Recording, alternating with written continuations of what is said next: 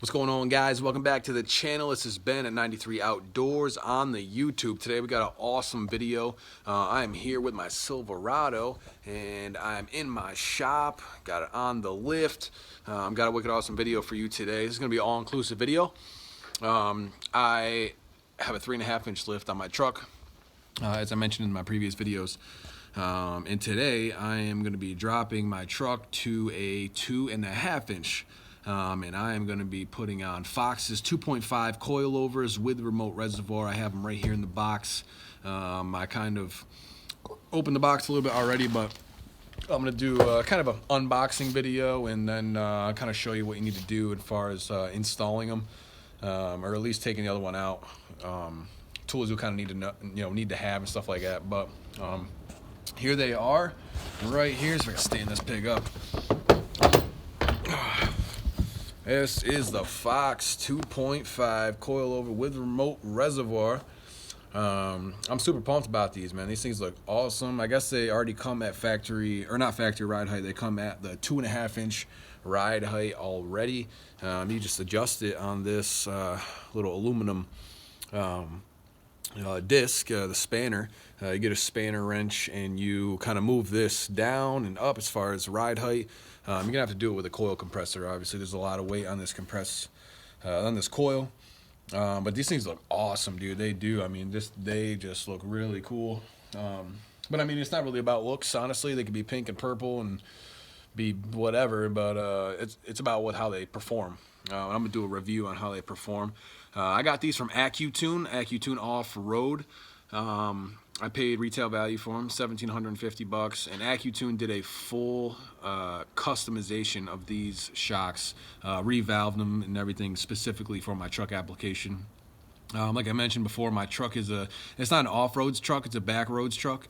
I take it down a lot of back roads, a lot of rough roads, and they tuned these specifically for that application. This is a street tune on these shocks.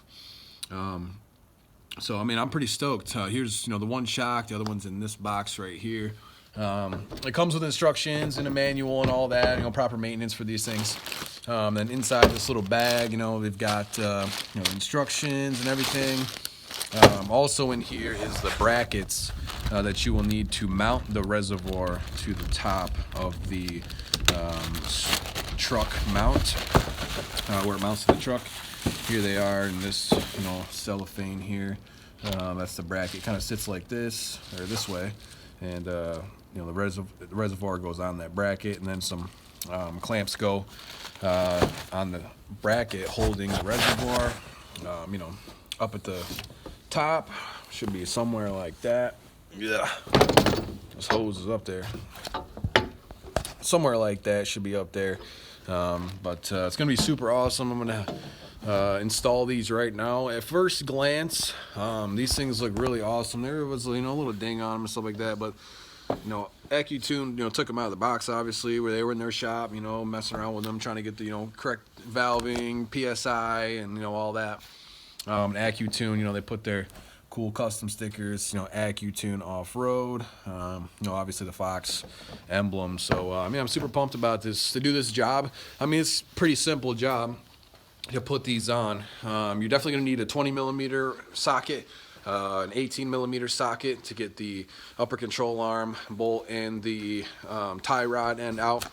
Once you get those out, you will need 15mm, I believe, to get these pigs right here, the top 3 bolts that hold the strut in place on the truck mount.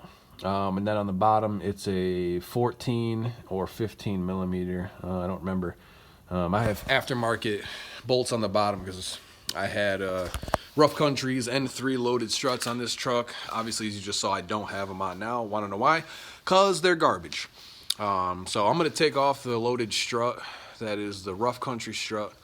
I'm going to take it off. And when you take off a loaded strut from rough country, what you want to do is you want to take it off and then throw it right in the garbage, because they're trash.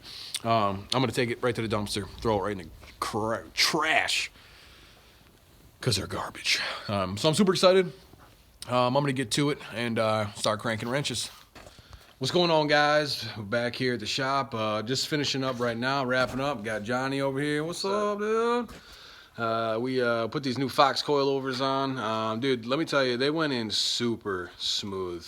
I mean, compared to like the lifted struts or like, you know, those N3s or all that, dude, I mean, they were super easy, super easy. I'll give you a shot of them right now. Here they are, put in the truck. I mean, dude, they just look super cool. Like I said before, I don't really care how they look. I just want them to perform good. Everything's mounted up. Got that Reservoir mounted. It was very easy to put these in. Like I said, I mean, super easy.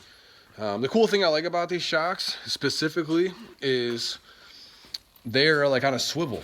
And I didn't realize that until I was putting them in, like how easy they were to install. Here's the other side, the passenger side. And so like down here, on this eyelet, they put in this eyelet. Let me get a little closer. This eyelet bar that goes across into here. This is actually a joint in here. So if I wanted to, I could rock it back and forth like that and up and down.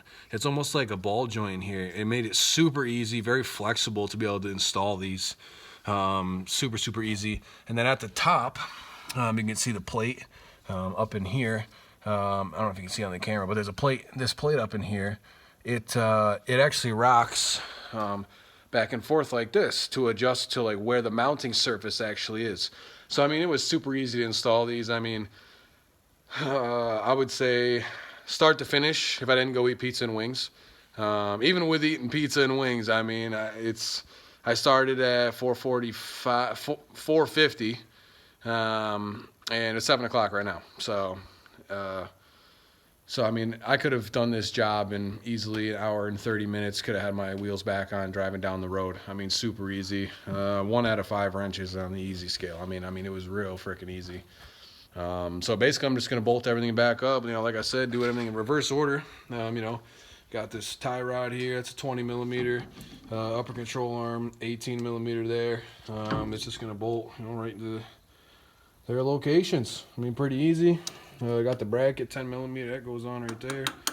And that's it. I'm going to put the wheels on and we'll see how it drives. I'm going to crank some more wrenches and I'll be back with you guys and let you know how it's driving.